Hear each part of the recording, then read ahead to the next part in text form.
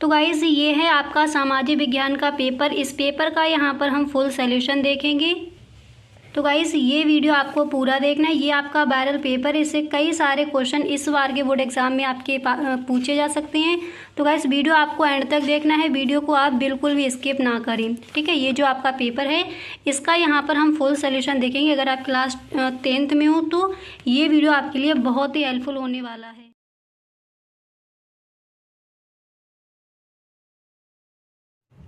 Hello everyone, I am सुगम, welcome back. तो कैसे हो आप सब? आई होप आप सब अच्छे होंगे।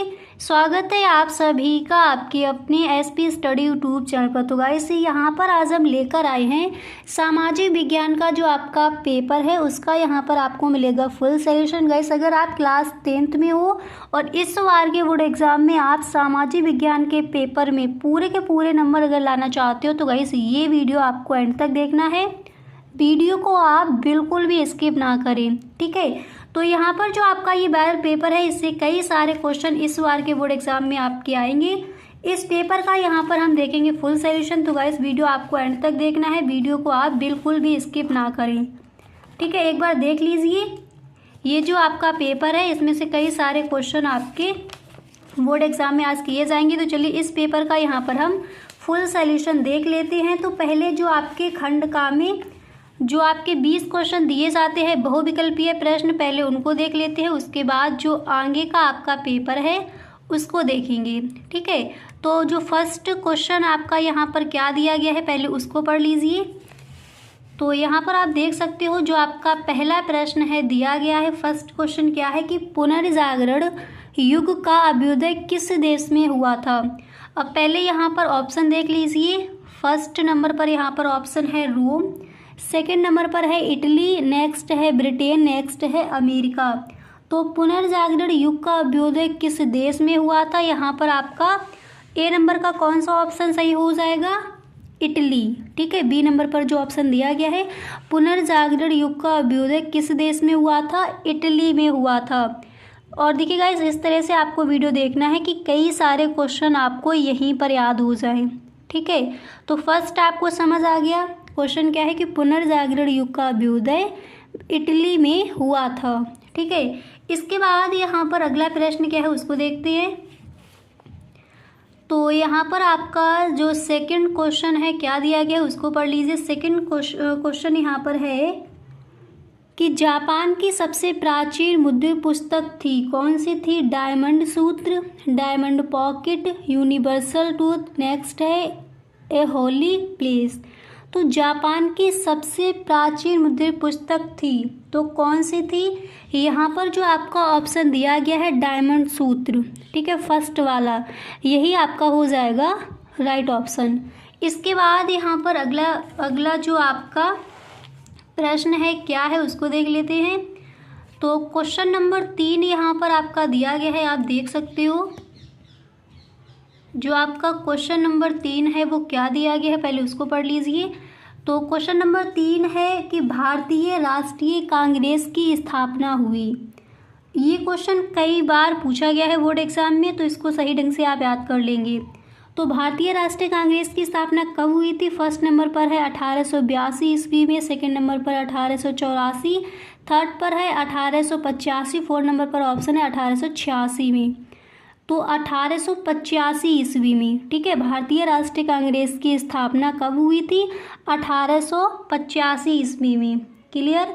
इसके बाद क्वेश्चन नंबर 4 यहाँ पर आपका क्या दिया गया है उसको देख लेते हैं। तो यहाँ पर आप देख सकते हो जो आपका क्वेश्चन नंबर 4 है क्या दिया गया है।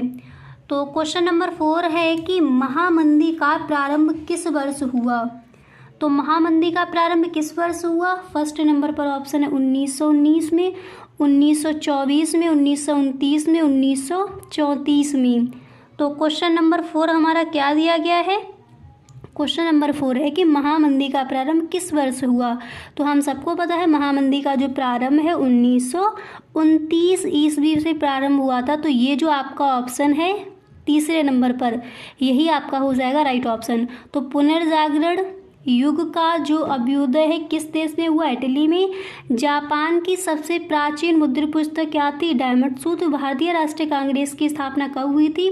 1885 में। महामंदी का प्रारंभ किस वर्ष हुआ था? 1929 में। आई होप ये आपको यहीं पर याद हो गए होंगे। ठीक है, इसके बाद गाइस अगला यहाँ पर 5वां प्रश्न क्या है, पहले उसको पढ़ लेते हैं। तो 5वां जो प्रश्न है यहाँ पर दिया गया है, आप देख सकते हो कि बम्बई में पहली कपड़ा मिल कब स्थापित की गई? तो बम्बई में पहली कपड़ा मिल कब स्थापित की गई? यहाँ पर पहले ऑप्शन देख लेते हैं, उसके बाद जो आपका राइट ऑप्शन होगा उसको देखेंगे। फर्स्ट नंबर पर है 1804 में, 1810 में, 1854 में, 1860 में। तो बम्बई में पहली कपड़ा मिल कब स्थापित हुई थी? 1804 में, यानी फर्स्ट नंबर पर जो ऑप्शन है यही आपका हो जाएगा राइट ऑप्शन। इसके बाद यहाँ पर छठा क्वेश्चन आपका क्या है उसको देखते हैं। तो यहाँ पर आप देख सकते हो क्वेश्चन नंबर 6 आपका दिया गया है कि भारत में राष्ट्रपिता कहकर किसे संबोधित किया जाता है। ये क्वेश्चन अच्छे से आप लगा भी सकते हो। ऑप्शन में फर्स्ट नंबर पर है महात्मा गांधी, सेकंड नंबर पर है जवाहरलाल नेहरू एंड नेक्स्ट है सुभाष चंद्र बोस। तो हम सबको पता है महात्मा गांधी। ठीक है, फर्स्ट नंबर पर जो ऑप्शन आपका यहाँ पर है वही हो जाएगा राइट ऑप्शन। इसके बाद अगला 7वां प्रश्न क्या है उसको देखते हैं। तो 7वां क्वेश्चन है कि भारत में संघीय सरकार को कहते हैं। ये भी आपका इम्पोर्टेंट है और ये कई बार क्वेश्चन पूछा भी गया है। तो प्रश्न क्या है कि भारत में संघीय सरकार को कहते हैं, क्या कहते हैं? केंद्र सरकार, राज्य सरकार, प्रांतीय सरकार या फिर स्थानीय सरकार। तो भारत में संघीय सरकार को हम क्या कहते हैं? यहाँ पर आपका कौन सा ऑप्शन सही हो जाएगा? फर्स्ट वाला, केंद्र सरकार। तो भारत में संघीय सरकार को हम केंद्र सरकार कहते हैं। इसके बाद यहाँ पर अगला प्रश्न आपका क्या दिया गया है उसको देख लेते हैं। तो क्वेश्चन नंबर 8, तो क्वेश्चन नंबर 8 आपका क्या है उसको पढ़ लीजिए। तो क्वेश्चन है कि भारत में पंचायती राज को संवैधानिक स्थिति कब प्रदान की गई? ये आपका क्वेश्चन है। यहाँ पर पहले ऑप्शन देखते हैं। ए नंबर पर है 1980, 1990, 1993, 2004। तो भारत में पंचायती राज को संवैधानिक स्थिति कब प्रदान की गई? तो 1993 में। ठीक है, ये जो आपका ऑप्शन है वही हो जाएगा आपका राइट ऑप्शन। इसके बाद यहाँ पर अगला प्रश्न आपका क्या दिया गया है उसको देख लेते हैं। क्वेश्चन नंबर 9, तो क्वेश्चन नंबर 9 क्या कहता है पहले इसको पढ़ लीजिए। क्वेश्चन है कि धर्मनिरपेक्ष राज्य में, अब यहाँ पर आपको ऑप्शन दे दिए गए हैं। धर्मनिरपेक्ष राज्य में धर्म का कोई स्थान नहीं, या फिर एक राष्ट्र धर्म में विश्वास केवल बहुसंख्यक वर्ग के लिए धर्म को मानता है, या फिर सभी धर्मों को समान मानता है। तो यहाँ पर जो डी नंबर पर आपका ऑप्शन है यही आपका हो जाएगा राइट ऑप्शन। ठीक है, तो डी नंबर पर क्या दिया गया है ऑप्शन? सभी धर्मों को समान मानता है। अब इसके बाद यहाँ पर क्वेश्चन नंबर 10 आपका क्या है उसको देख लेते हैं। तो क्वेश्चन नंबर जो 10 है क्या दिया गया है उसको पढ़ लीजिए। तो यहाँ पर देखिए क्वेश्चन नंबर 10 है कि निम्नलिखित में से राजनीतिक दल का कार्य है। तो क्या कार्य है राजनीतिक दल का? दल चुनाव लड़ते हैं, दल अलग अलग नीतियों और कार्यक्रमों को मतदाताओं के समक्ष रखते हैं, दल ही सरकार बनाते हैं और चलाते हैं, या फिर उपर्युक्त सभी। तो क्वेश्चन नंबर जो आपका 10 दिया गया है इसका डी नंबर पर जो ऑप्शन है उपर्युक्त सभी, यही आपका हो जाएगा राइट ऑप्शन। ठीक है, इसके बाद यहाँ पर आपका अगला प्रश्न क्या दिया गया उसको देखते हैं। तो नेक्स्ट क्वेश्चन है कि अजैविक संसाधन हैं चट्टानें, पशु, पौधे, मछलियाँ। तो 11 नंबर पर जो आपका क्वेश्चन दिया गया है इसका कौन सा ऑप्शन सही हो जाएगा? चट्टानें। नेक्स्ट है कपास की खेती के लिए सबसे उचित भूमि कौन सी है? ये क्वेश्चन भी आपका पूछा गया है। ठीक है, तो क्वेश्चन हमारा यहाँ पर क्या दिया गया है? क्वेश्चन है कि कपास की खेती के लिए सबसे उचित भूमि कौन सी है? तो हम सबको पता है काली मिट्टी है। अब ऑप्शन में है लाल मिट्टी, जलोढ़ मिट्टी, लेटेराइट मिट्टी। तो यहाँ पर जो काली मिट्टी आपका ऑप्शन है यही आपका हो जाएगा राइट ऑप्शन।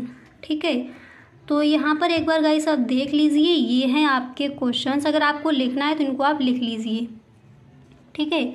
अब इसके बाद यहाँ पर आगे आपके और भी 20 क्वेश्चन ये दिए जाते हैं इस तरह के बहुविकल्पीय प्रश्न आपके, तो 10 और भी आपके क्वेश्चन हैं, उनको भी देख लेते हैं। उसके बाद आगे का जो आपका पेपर है उसको देखेंगे। अब यहाँ पर देखिए अगला प्रश्न है कि सर्वोत्तम किस्म का लौह अयस्क है। यहाँ पर फर्स्ट नंबर पर ऑप्शन आपका लोहा इस्पात ये दिया गया है, एंड सेकंड नंबर पर जो आपका ऑप्शन है दिया गया है हेमेटाइट। नेक्स्ट ऑप्शन में है मैग्नेटाइट, नेक्स्ट है लिमोनाइट। तो सर्वोत्तम किस्म का लोहा अयस्क है, तो यहाँ पर आपका कौन सा ऑप्शन राइट हो जाएगा? यहाँ पर आपका हो जाएगा सी नंबर पर जो ऑप्शन है वही आपका राइट हो जाएगा, मैग्नेटाइट सर्वोत्तम किस्म का लोहा अयस्क है। नेक्स्ट है कि निम्नलिखित में से कौन सा आधारभूत उद्योग है। अब आधारभूत उद्योग आपको बताना है, तो यहाँ पर फर्स्ट नंबर पर ऑप्शन है लोहा इस्पात, नेक्स्ट है तांबा प्रगलन, एंड इसके बाद सी नंबर पर आपको ऑप्शन दिया गया है एल्यूमिनियम प्रगलन। तो निम्नलिखित में से कौन सा आधारभूत उद्योग है? तो लोहा इस्पात। ए नंबर पर जो ऑप्शन ये है यही हो जाएगा आपका राइट ऑप्शन, ठीक है। इसके बाद यहाँ पर नेक्स्ट क्वेश्चन आपका क्या दिया गया है, क्वेश्चन नंबर 15 क्या है उसको देख लीजिए। तो यहाँ पर क्वेश्चन नंबर 15 है कि निम्नलिखित में से कौन से दूरस्थ स्थित स्थान पूर्व पश्चिमी ग्वालियर से जुड़े हैं। तो यहाँ पर पहले ऑप्शन देख लीजिए। फर्स्ट नंबर पर जो आपका ऑप्शन है दिया गया है मुंबई तथा नागपुर, सेकंड नंबर पर ऑप्शन है मुंबई तथा कोलकाता। इसके बाद यहाँ पर नेक्स्ट ऑप्शन है कि सिलचर तथा पोरबंदर, नेक्स्ट है नागपुर तथा हैदराबाद। तो यहाँ पर जो आपका ये ऑप्शन दिया गया है सिलचर तथा पोरबंदर, यही आपका हो जाएगा राइट ऑप्शन, ठीक है। तो जो 15 पर आपका क्वेश्चन दिया गया है उसका सी नंबर पर जो ऑप्शन है वही आपका हो जाएगा राइट ऑप्शन। इसके बाद यहाँ पर क्वेश्चन नंबर 16 आपका क्या दिया गया है उसको देख लेते हैं।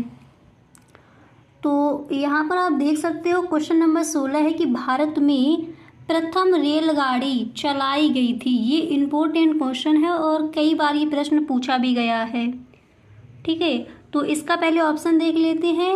भारत में प्रथम रेलगाड़ी चलाई गई थी 1800। यहाँ पर आपका फर्स्ट नंबर पर ऑप्शन क्या दिया गया है 1853 में, इसको आपको सही ढंग से लिख लेना है। नेक्स्ट है 1857 में, नेक्स्ट ऑप्शन है 1863, नेक्स्ट 1872। तो भारत में प्रथम रेलगाड़ी चलाई गई थी, कब चलाई गई थी 1853 में, ठीक है। तो ये आपको सही ढंग से लिख लेना है 1853 में भारत में प्रथम रेलगाड़ी चलाई गई थी, ठीक है। याद रखना है, इम्पोर्टेंट है क्वेश्चन। इसके बाद क्वेश्चन नंबर 17। अब यहाँ पर क्वेश्चन नंबर 17 क्या कहता है उसको देखिए। तो क्वेश्चन नंबर 17 है कि एक ऐसा संगठन जिसका ध्येय अंतर्राष्ट्रीय व्यापार को उदार बनाना है। तो यहाँ पर आपको ये ऑप्शन दिए गए हैं। तो क्वेश्चन नंबर 17 का आपका जो राइट ऑप्शन है वो क्या हो जाएगा उसको देखते हैं। फर्स्ट नंबर पर है कि विश्व स्वास्थ्य संगठन, नेक्स्ट है विश्व व्यापार संगठन, नेक्स्ट ऑप्शन है संयुक्त राष्ट्र संघ, नेक्स्ट है ये सभी। तो एक ऐसा संगठन जिसका ध्येय अंतर्राष्ट्रीय व्यापार को उदार बनाना है, विश्व व्यापार संगठन, ये आपका राइट ऑप्शन है। इसके बाद क्वेश्चन नंबर 18 आपका क्या दिया गया है उसको देख लेते हैं। तो क्वेश्चन नंबर 18 है कि तत्काल इलेक्ट्रॉनिक डाक किसके द्वारा भेजी जा सकती है, ठीक है, ये आपको बताना है। तो यहाँ पर पहले जो आपके ऑप्शन दिए गए हैं पहले इनको देख लेते हैं। ए नंबर पर है डाकघर, बी नंबर पर है वायु परिवहन, नेक्स्ट है बहुराष्ट्रीय निगम, नेक्स्ट है इंटरनेट। तो तत्काल इलेक्ट्रॉनिक डाक किसके द्वारा भेजी जा सकती है? तो हम सबको पता है इंटरनेट द्वारा, यानी यहाँ पर जो आपका, अब यहाँ पर एक बार देख लीजिए ऑप्शन आपका ये जो दिया गया है इंटरनेट, यही आपका हो जाएगा राइट ऑप्शन। अब इसके बाद यहाँ पर क्वेश्चन नंबर 19 आपका क्या है उसको देखते हैं। तो 19 नंबर पर आपका प्रश्न यहाँ पर दिया गया कि भारत में जीविका का प्रमुख स्रोत है, ठीक है। भारत में जीविका का प्रमुख स्रोत क्या है? तो ऑप्शन देखते हैं। फर्स्ट नंबर पर है उद्योग, नेक्स्ट है कृषि, नेक्स्ट है व्यवसाय। तो हम सबको पता है कि जीविका का जो प्रमुख स्रोत है वो क्या है? कृषि है। क्लियर। इसके बाद क्वेश्चन नंबर 20 क्या दिया गया है?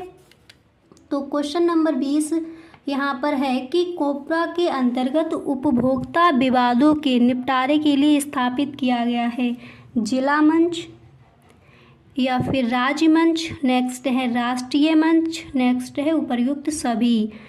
तो यहाँ पर क्वेश्चन क्या था कि कोपरा के अंतर्गत उपभोक्ता विवादों के निपटारे के लिए स्थापित किया गया है। तो यहाँ पर उपर्युक्त सभी जो आपका ऑप्शन है यहाँ पर ये आपका हो जाएगा राइट ऑप्शन। तो यहाँ पर हमने देख लिए हैं जो आपके ऑब्जेक्टिव क्वेश्चन दिए जाते हैं वो कौन कौन से इम्पोर्टेंट हैं। अब गाइस इसके आगे का जो आपका पेपर है उसका हम फुल सॉल्यूशन देखेंगे नेक्स्ट वीडियो में, ठीक है। तो यहाँ पर देखिए जो आपके उस तरह के क्वेश्चन दिए गए थे उनको यहाँ पर हमने देख लिया है। अब जो आपके आगे के क्वेश्चन रह गए हैं सब्जेक्टिव क्वेश्चन उनको हम देखेंगे नेक्स्ट वीडियो में। गाइस अगर सच में वीडियो अच्छा लगा है तो please tell me in the comment box और आप इस वीडियो को एक लाइक कर दें। अच्छा लगा करें तो अपने सभी दोस्तों में एक बार शेयर ज़रूर किया करें। Okay, thank you so much.